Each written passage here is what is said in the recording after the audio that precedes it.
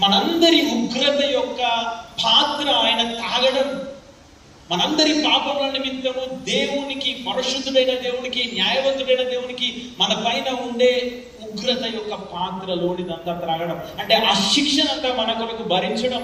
చిత్తమైతే ఇది నా యొద్ద నుండి తొలగించు.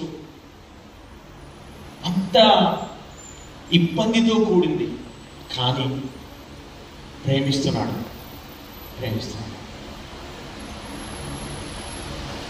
ఆయన మన నిమిత్తం తన ప్రాణం పెట్టిన గనక ప్రేమ ఎట్టిదని తెలుసుకొనిచున్నాం. 1 యోహాను 3:16. అసలు ఆయన ప్రేమ ఎట్లాంటిది, ఎట్లా తెలిసింది మనకంటే మన నిమిత్తం తన ప్రాణం పెట్టడం ద్వారా.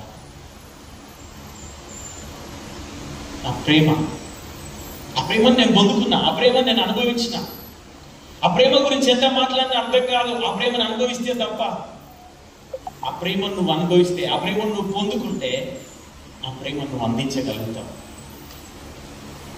బాధాకరం ఏంటంటే ఆ ప్రేమను పొందకుండానే, ఆ ప్రేమను అర్థం చేసుకోకుండానే చాలా మంది, అంటే ఆయన ఎరగకుండానే ఆయన చేత